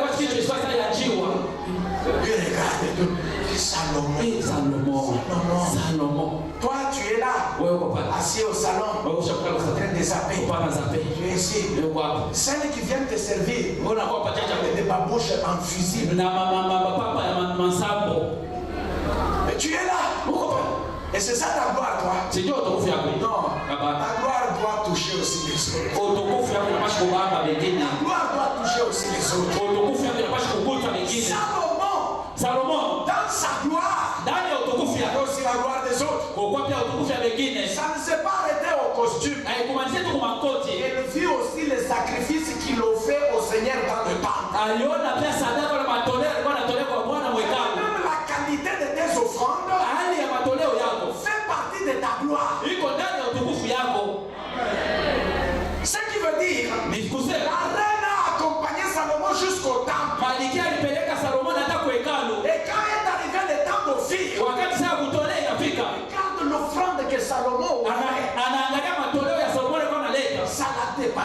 kupitia kichwa. Et la Bible dit quoi? Biblia inasema Il fut si impressionné akashangaishwa par tout cela ubile vyote qu'il eut le souffle coupé. akapumzi na kukatika. Yes. Elle a manqué quoi dire. Anakosa vya kusema. Mon frère, Ndugu yangu, donc la gloire de l'homme tukufu ya mtu est représentée par tous les éléments de vie. inaonesha kupitia mabitu yote ya maisha. Ce matin, Ya asubuhi c'est à toi de voir ni wewe kuangalia dans quel domaine tu n'as pas la gloire. ni mungambo kanaona na utukufu Et lutter, na kushindana parler kusema et prier na kuomba pour que ta gloire soit complète. ili utukufu wako ya kueneana. Si tu n'es pas marié, Kama unakuwa le mtoto mariage c'est aussi une gloire. ndoa yako ni utukufu. Tu n'as pas d'enfants, Hauna na watoto, les enfants c'est aussi une gloire. watoto pia nao ni Et utukufu. que tu peux lutter avec Dieu Eti unaishi kushindana na Mungu et il te visite. na atakutembelea. Dans notre église, il y a un couple Ukanisa tu kwa qui Joshua avait fait 14 ans sans enfants. ifanya 14 pasha watoto 14 ans. miaka 14 Ils étaient fatigués. walikuwa kuchoka Mais par la prière, Dieu leur a donné des enfants. kupitia maombi. Mungu alipatia watoto. Mais ce qui m'a choqué, Ile ilihuzunisha quand ils ont eu 2 enfants, wakati anasema watoto kwa c'est alors que la femme a choisi de quitter la Biblia anasema tuachane kungani kwa huko. Elle a tenu tout ce temps. Alibakia hiyo wakati yote alishindana, Mais lakini dès que Dieu les exauce, wakati Mungu anapatia elle a quitté la maison. anatoka mnyumba. Nous voulons terminer par ce point. Tunapenda kumaliza neno La gloire de l'homme, tukufu ya Mungu selon la volonté de Dieu. kuambatana na mapenzi ya Mungu. C'est ici que nous allons achever notre message. Bali tunamalizia ujumbe yetu. J'ai dit déjà au début Mwanzo mimi nilisema que Dieu est glorieux. Mungu ni wa utukufu. Et il veut que tous ses enfants Napenda watoto wake wote soient dans la gloire. makweli ndani ya utukufu. Maintenant, Sasa ces perfections invisibles, ile maukamilifu je yakishaonekana, vous ai dit que ces perfections sont insoutenables. niliambia kama ile maukamilifu hauwezi kuivumilia. Dieu a trouvé une formule Mungu alipata njia moja pour que sa gloire nous parvienne. ili utukufu yake tufikie. Il a mis sa gloire en Jésus-Christ. Aliweka utukufu yake ndani ya Yesu Kristo. C'est ainsi que Ni hivi cette gloire qui est en Jésus-Christ ile utukufu kwa ndani ya Yesu Kristo ne nous tue plus. haituue tena. En recevant Jésus, Kukumpokea Yesu nous de cette alliance, si mambo ya agano nous sommes privilégiés. tunakuwa Parce que nous avons une double gloire. tuko na utukufu mbili. Nous avons la gloire de l'homme, Tuna utukufu ya Mungu, nous avons aussi la gloire de Dieu. tuko pia na utukufu ya Mungu. Maintenant, écoutez, Sasa mshikilie, c'est là que les choses se compliquent maintenant. ni pale vitu vinakuwa nguvu. La Bible dit ceci Biblia inasema dans 1 Corinthiens chapitre 1er Wakorintho wa kwanza sura ya kwanza et le verset 9. na mstari wa 9. 1 Corinthiens chapitre 1er, le verset 9, nous lisons. Wakorintho wa kwanza sura ya kwanza mstari wa 9 tunasoma. Dieu est fidèle, Mungu ni mwaminifu, lui qui vous a appelé yeye aliyemiita à la communion de son Fils, kushirika wa mwana wake Jésus-Christ notre Seigneur. Yesu Kristo Bwana wetu. Cette communion Ile ushirika avec Jésus-Christ wa mwana Yesu Kristo produit quelque chose inaleta kitu que moja. nous trouvons dans Romains 8, le verset 30. Tunaipata kwa Warumi 8 sura mstari wa 13. Je vous avais prévenu que c'était un enseignement. Nilibilaka ni mafundisho. Quand bien même, on n'ira pas trop loin. Nataka tutenda mbali. La Bible dit ceci dans Romains 8, le verset 30. Biblia inasema hivi Warumi 8 sura mstari wa Et 13. ceux que Dieu a prédestinés, Bali Mungu alitayarisha tangia zamani. il les a aussi appelés. Aliwaita pia. Et ceux-là qu'il a appelés, Wale alioita il les a aussi justifiés. aliwahesabia haki. Ceux-là qu'il a justifiés, Wale aliohesabia haki il les a aussi glorifiés. aliwatukuza pia. Donc Dieu lui-même, Mungu yeye mwenyewe il prend soin de te glorifier. anatazamia kutukuza. Il prend soin de te glorifier. Anatazamia Mungu akutukuze. La version français courant nous fait comprendre un peu clairement. Fransia tekete inatueleza kwa mzuri. Romains 8, 30 que l'on venait de lire. Warumi 8:13 ile tunatokea kusoma. Il est dit ceci. Nasemewa Ceux pour qui Dieu a pris d'avance cette décision, wale ambao wale juu yao kwa Mungu alichukua ile mpango tangia il zamani. les a aussi appelés. Aliwaita pia. Et ceux-là qu'il a appelés, Wale alioita il les a aussi rendus justes devant lui. aliwafanya wakwe wenye haki mbele yake. Ceux-là qu'il a rendus justes devant lui, Wale alifanya wakwe wenye haki mbele il yake. les a aussi donné part à sa gloire. Aliwapatia pia sehemu kwa utukufu yake. Est-ce que tu peux dire amen? Ndio tunasema amen. C'est-à-dire, en plus de la gloire de l'homme, Zaidi ya ile utukufu ya mtu, Dieu te donne aussi part à sa gloire. Mungu anakupa pia sehemu kwa utukufu yake. Parce que la gloire de l'homme Maana utukufu ya mtu repose beaucoup plus sur les choses visibles. inaikalia zaidi kwa vitu ya kupapasika. Mais les gloires ou la gloire de Dieu Lakini utukufu ya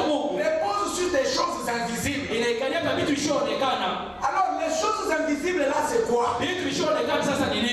Bon, peut-être que toi, Dieu ne t'a pas encore fait grâce. Nous allons voir avec un exemple. Job. Job, Dieu le bénit. Ça faisait sa gloire. Mais le jour où Dieu pose la question à Satan, as-tu vu mon serviteur Job? Satan dit quoi? Est-ce que c'est d'une manière désintéressée que Job t'obéit? C'est parce que tu l'as béni et tu l'as protégé. C'est pourquoi il t'obéit. Maintenant regardez, je vais y revenir tantôt là.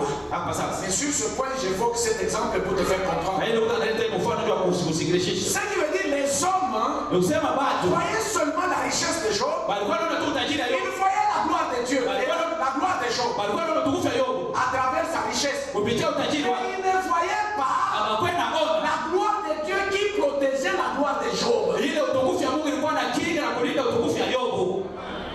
Les hommes ne voyaient pas ça. C'est là que je disais, moi Dieu m'a fait déjà grâce. Lorsque quelqu'un marche avec Dieu et qu'il arrive à tomber, j'essaie de voir. Vous savez pourquoi? Tu n'as jamais fait attention à ça. Lorsque tu marches correctement avec Dieu, tu es rayonnant. Mais dès que tu n'es plus convenablement avec Dieu, tu deviens terne. Ça se fait voir. Peut-être que toi, Dieu ne te fait pas grâce pour voir ça. C'est facile de voir quelqu'un, tu le regardes seulement. Tu dis cet homme n'a plus la gloire de Dieu. C'est facile de le voir. Et c'est facile de le découvrir. Maintenant, les trois choses par lesquelles je termine, qui font perdre la gloire de l'homme, ou qui font perdre la gloire à l'homme. Ça peut être 3 ou 4. Retiens ces choses et nous allons terminer. Comment est-ce qu'on perd la gloire? Comment est-ce qu'on perd la gloire? La première chose qui fait perdre la gloire, c'est surtout la gloire de Dieu. C'est le péché. Romains chapitre 3, le verset 23 dit ceci. Car tous ont péché et sont privés de la gloire de Dieu. Tu ne dis pas amen? Je reprends. Tous ont péché. La Bible ne dit pas tous ont péché et sont privés de la gloire. Non. La Bible ne dit pas tous ont péché et sont privés de la gloire humaine. Non. Mais la Bible dit tous ont péché et sont privés de la gloire de Dieu. La gloire de Dieu est invisible. Il repose sur des choses invisibles. C'est ainsi, écoutez bien aimé. Le premier assassin de la gloire de Dieu dans ta vie, c'est le péché. Et maintenant, si la gloire dans laquelle tu es aujourd'hui, tu possèdes ceci, tu possèdes cela, c'est ta gloire. Si la gloire dans laquelle tu es, c'est une gloire qui vient de Dieu. Écoutez-moi ceci. Si tu perds la gloire de Dieu, tôt ou tard, même ta gloire tu la perdras. Quelqu'un peut perdre la gloire de Dieu aujourd'hui, mais il reste avec la richesse. Il reste avec des véhicules. Il reste avec des maisons. Il reste avec ceci et cela. Aussi longtemps que la gloire de Dieu est déjà perdue, je vous le dis tôt ou tard, même sa propre gloire, il la perdra. S'il ne la perd pas de son vivant, il va la perdre même à travers ses enfants. Ainsi que vous trouvez, aujourd'hui le père meurt, ça ne traîne pas des maisons. Tout vendu. Pourquoi? Parce que la gloire de Dieu était déjà perdue. Si ce que tu as, je répète, c'est Dieu qui t'a donné. Sauf si tu es allé prendre ça chez les féticheurs. Ah là, c'est pas mon problème. Et là, ça ne concerne pas ce que nous disons. Mais si ce que tu as, c'est Dieu qui t'a donné. Et que tu arrives à perdre la gloire de Dieu, tôt ou tard, tu vas perdre ce que tu as. Les gens ne comprennent pas ça. C'est là que j'ai commencé à évoquer les cas de Job. Job chapitre 1, le verset 9. Satan répondit à l'Éternel. Est-ce d'une manière désintéressée que Job craint Dieu? Ne l'as-tu pas protégé? Lui, sa maison et tout ce qui est à lui. Tu as béni l'œuvre de ses mains. Ce troupeau couvre le pays. C'est-à-dire que Job, sa gloire là, était couverte par la gloire de Dieu. Les hommes ne le voyaient pas, mais Satan le voyait. Chaque fois qu'il est venu vouloir détruire la gloire de Job, la gloire de Dieu sur la gloire de Job. Chaque fois qu'il est venu vouloir détruire la gloire de Job, la gloire de Dieu sur la gloire de Job. Le jour où Dieu a permis que la gloire ou sa gloire ne protège plus Job. Job était milliardaire. Allez faire des calculs, vous allez voir. Il est resté pauvre en un seul jour. Si la gloire de Dieu te quitte, il y a risque que tu perdes même ta gloire. Cela est très important. La deuxième chose qui nous fait perdre les gloires, c'est l'infidélité dans les petites gloires.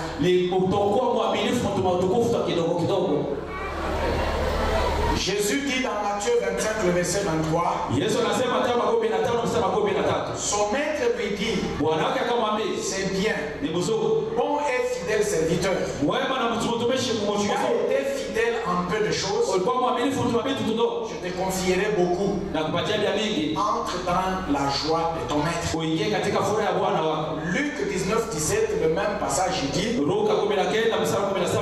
dit, c'est bon, c'est bien, bon serviteur. Parce que tu as été fidèle en peu de choses, reçois le gouvernement des divines. L'infidélité dans les petites choses, ou l'infidélité dans les petites gloires, il suffit que Dieu te glorifie un peu. Mais regarde quelle infidélité tu démontres dans cette petite gloire. Et cette façon de vivre, tu es en train de dire à Dieu, ne m'ajoute pas de gloire. Tu vas me tuer. Regarde seulement déjà avec ce que tu m'as donné, comment je me comporte. Yes. Yes. Les petites gloires, les petits honneurs, regarde comment tu les gères. Quelle infidélité. Vous pensez que quelqu'un qui ne sait pas payer sa dîme quand il a $100, il sera en mesure de la payer quand il aura 1000? Quelqu'un qui n'est pas en mesure de payer sa dîme quand il a $100, vous pensez qu'il sera en mesure de la payer quand il aura 10 000?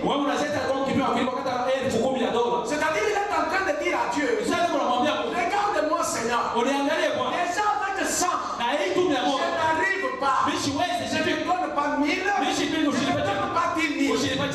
La façon seulement de faire les choses. Et quand nous disons, prions, oh Seigneur, même le ciel donne, même le ciel donne, oh Seigneur, 1 million. Mais la Bible dit, le Saint-Esprit intercède pour nous par des soupirs inexprimables. Comment que toi tu dis 1 million? 1 million. Le Saint-Esprit dit 100. 1 million. 1 million. 1 milliard. L'argent t'appartient.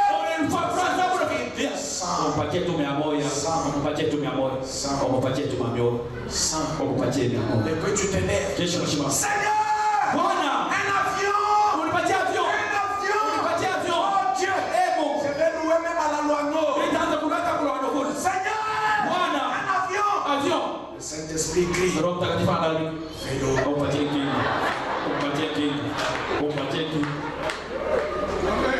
Maintenant je te pose la question. Entre ton intercession et l'intercession du Saint-Esprit, Dieu va exaucer à qui? Parce que c'est le Saint-Esprit qui te connaît mieux. Aide-moi à dire à celui qui est à ta gauche, à ta droite. Les problèmes dans lesquels tu es là, toi-même qui es sorcier.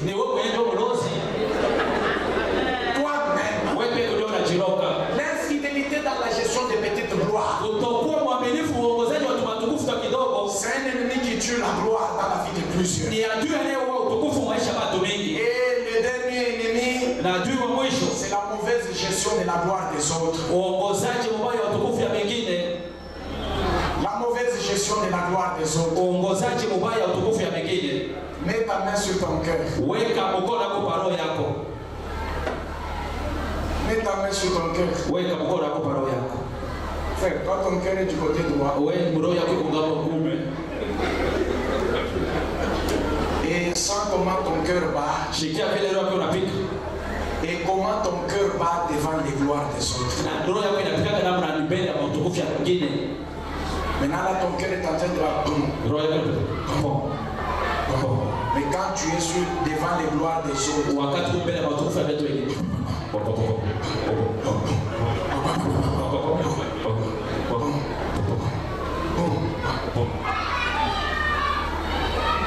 que ton cœur puisse célébrer les gloires des autres. Que ton cœur puisse soutenir les gloires des autres. Que ton cœur puisse s'aimer dans les gloires des autres. Oui, c'est ce que Luc chapitre 16, le verset 12 nous dit. Et si vous n'avez pas été fidèle dans ce qui est à autrui, qui vous donnera ce qui est à vous?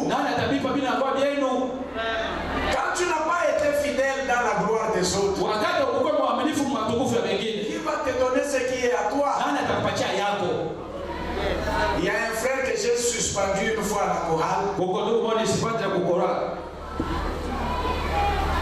Il y a des gens, vous savez même les voix, nous n'avons pas les mêmes voix. La même voix avec laquelle je pêche, si j'allais chez les choristes, là on va me chasser. Mais lui, il passe à la technique là. Quand c'est elle qui doit chanter, il baisse les mains.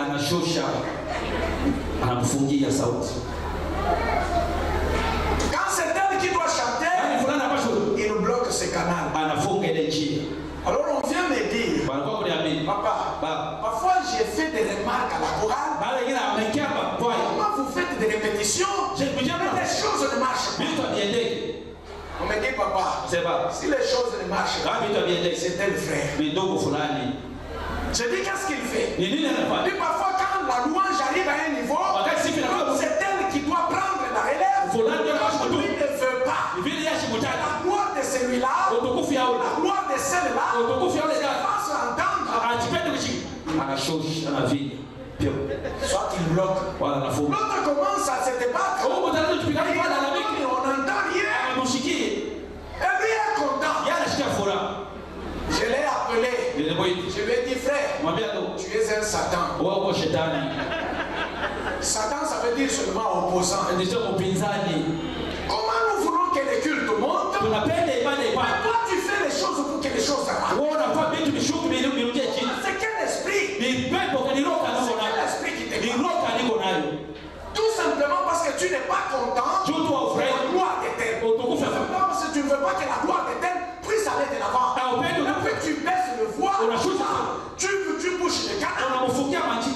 sais pas que c'est tout le culte que tu es en train de délirer. Va te reposer. Va te reposer. La fidélité dans la gloire des autres. La fidélité dans la gloire des autres. Les célibataires peuvent lever leurs mains. Lève bien ta main. Lève comme moi j'ai levé. Tu ne sais pas, peut-être en levant, il y aura quelque chose qui va arriver. Maintenant, je te pose la question. La dernière fois que tu as transpiré pour le mariage de quelqu'un d'autre, c'est quand? La dernière fois que tu as transpiré pour bénir le mariage de quelqu'un d'autre, c'est quand? C'est une question que j'ai toujours posée même à l'église. D'une manière générale. La dernière fois que toi tu as transpiré pour que quelqu'un d'autre soit béni, c'est quand? La dernière fois que toi tu as manqué le sommeil pour que quelqu'un d'autre aille de l'avant, c'est quand? La dernière fois que tu as arrêté ton repos pour que quelqu'un d'autre monte, c'est quand? La dernière fois que tu as dépensé de ton argent pour que quelqu'un d'autre aille de l'avant, c'est quand?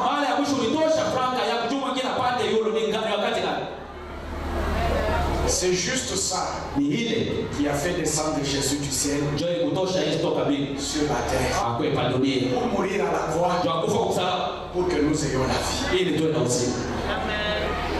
La gestion de la gloire des autres. Nous savons gérer cela. Nous entrerons dans nos gloires sans peine. Nous allons nous maintenir dans nos gloires sans peine. Cette gloire qui arrive, tu l'as, tu vas la gérer. Tu vas en jouir pour longtemps. Tu en laisseras un héritage à tes enfants. Que mon Dieu te bénisse.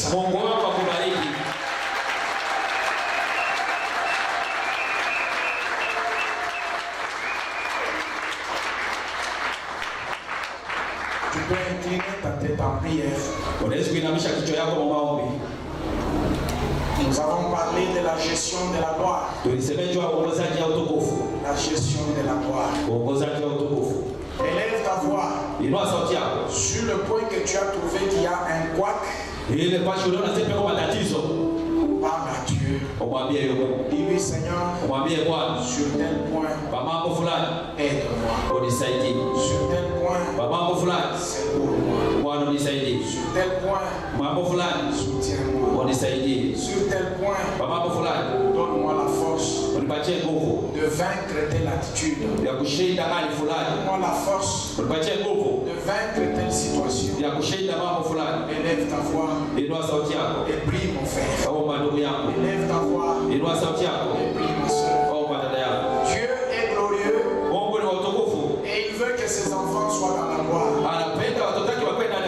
Dieu est glorieux et il veut que ses enfants soient dans la gloire. Mais il y a des choses qui nous font perdre la gloire. Il y a des choses qui nous amoindrissent dans la gloire. Il y a des choses qui nous affaiblissent dans la gloire. Ce matin, nous voulons sortir de ces choses. Parce que Dieu, il nous a appelés à sa gloire. Il y a déjà la gloire humaine. Cette gloire est associée à la gloire de Dieu. Et la gloire de Dieu nous préserve, nous protège, nous élève et nous bénit davantage que nous puissions vivre notre gloire correctement.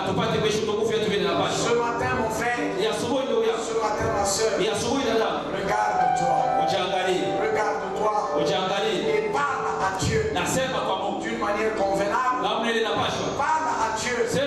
Dis-lui, Seigneur, sur tel point, pardonne-moi. Pardonne-moi. Peut-être qu'il t'est déjà arrivé. Il t'est déjà arrivé de t'opposer à la gloire de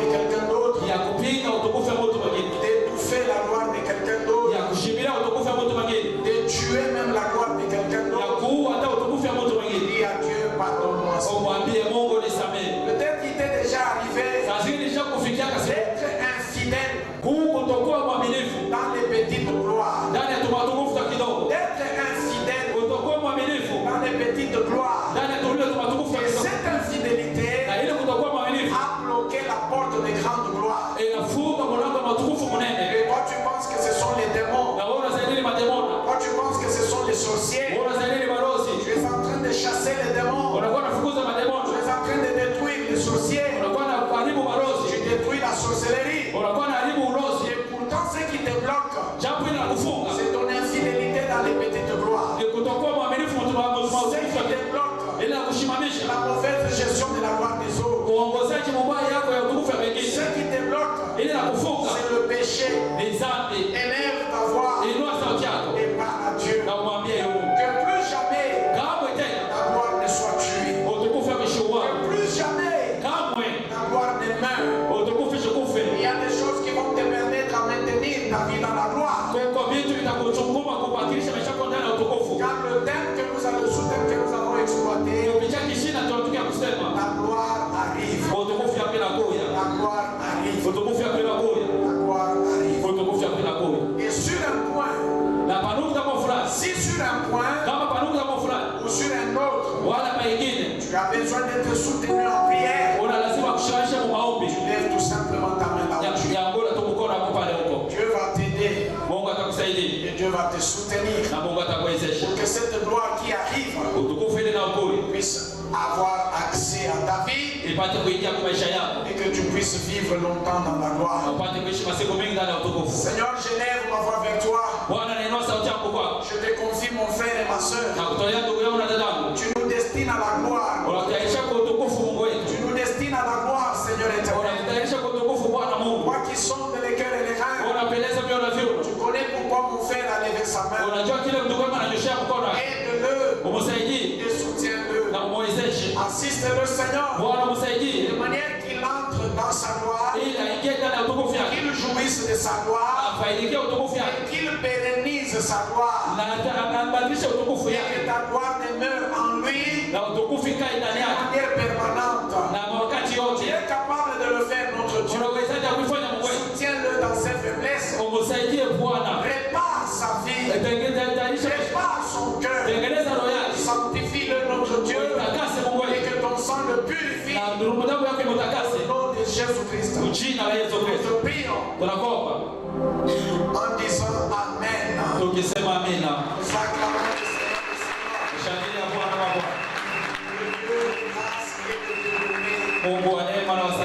Lui qui nous a aimés, qui nous a donné ce temps à partager. Nous voulons nous séparer en accomplissant ce que nous nous sommes dit le vendredi.